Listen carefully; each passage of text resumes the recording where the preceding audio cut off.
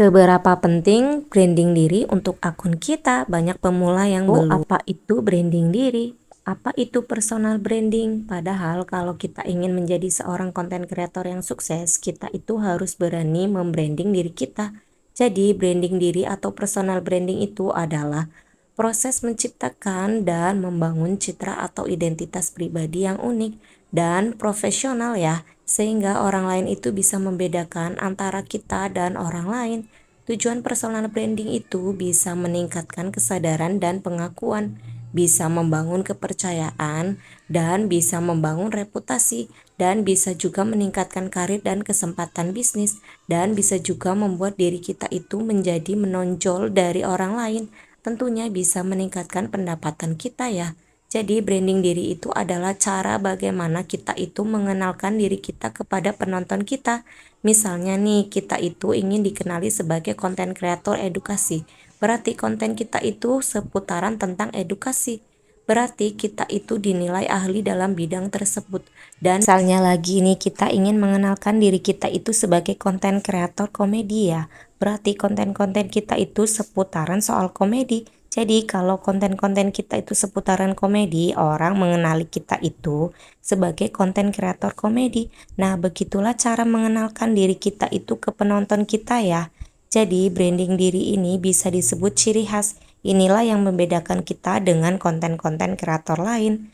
Kita itu bisa dikenali dari suara kita bisa dikenali dari konten kita bisa dikenali dari gaya kita berbicara atau dan yang lain sebagainya ya. Jadi kita itu mempunyai ciri khas. Ciri khas ini penting sekali ya agar ini menjadi pembeda konten kita itu dengan kontennya orang lain. Tapi sekali lagi ya, branding diri ini identik dengan tema. Jadi yang satu tema itu sangat mudah sekali ya membranding dirinya ke penontonnya. Nah, yang menjadi kesulitannya itu adalah yang temanya random. Jadi tema random ini sangat sulit dikenali oleh penonton ya, karena setiap harinya itu berubah-ubah. Jadi penontonnya itu sulit mengenali si pemilik akun tersebut karena setiap harinya mengubah temanya. Nah, ada kasus yang seperti ini ya Besti, jumlah followers itu bertambah setiap harinya. Tapi kok kontennya yang baru diupload itu sangat sepi sekali. Bisa jadi penyebabnya bukan karena perubahan algoritma saja ya, yang bisa menyebabkan itu, dan bisa jadi bukan konten lama yang direkomendasikan. Dan viral penyebabnya juga bukan hanya itu saja ya, tapi itu juga bisa menyebabkan followers terus bertambah karena menyukai konten lama yang viral. Tapi konten baru yang diupload itu penayangannya sedikit karena orang itu menyukai konten lama kita yang viral. Mereka menyukai konten tersebut dan mereka memfollow kita karena konten tersebut, tetapi konten yang baru kita upload itu berbeda temanya dengan konten yang viral tersebut. Itulah yang menyebabkan konten terbaru kita itu sepi karena bisa jadi penonton kita itu tidak menyukai tema yang baru kita upload ya.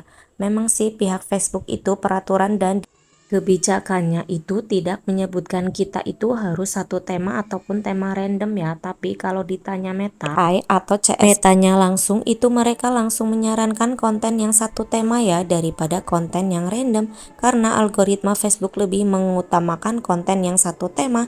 Tentunya ada kelebihan kalau konten kita itu satu tema ya.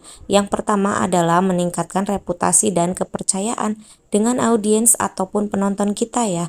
Yang kedua, membangun identitas dan citra yang kuat. Yang ketiga, meningkatkan engagement dan interaksi dengan audiens kita. Yang keempat, membuat konten lebih mudah ditemukan oleh mesin pencarian. Yang kelima, meningkatkan visibilitas jangkauan konten kita ya. Nah, itu adalah kelebihan dari konten yang satu tema. Tentu ada kelebihan konten random. Jadi kelebihan konten random yang pertama adalah meningkatkan kesegaran dan kebaruan konten ya. Nah, yang kedua, membuat audiens ataupun penonton tidak bosan dengan konten yang sama. Yang ketiga, itu meningkatkan kemungkinan menarik audiens baru. Ada kelebihan, tentunya ada kekurangan dari tema random ya. Jadi kekurangan konten random itu yang pertama adalah sulit membangun reputasi dan kepercayaan dari penonton. Yang kedua itu meningkatkan resiko kehilangan audiens. Seperti yang aku jelaskan tadi ya Besti, orang memfollow kita itu karena suka dengan konten kita yang viral, yang sudah beredar di beranda orang lain. Sementara konten yang baru kita upload itu berbeda temanya dengan konten yang viral tersebut. Jadi inilah yang bisa mengurangi minat audiens kita terhadap konten kita ya. Yang ketiga itu konten kurang relevan dengan minat audiens. Ya karena apa? Seringnya berganti tema sementara orang memfollow kita itu karena suka dengan konten kita yang kemarin. Tapi kita hari ini mengupload konten dengan tema yang baru lagi.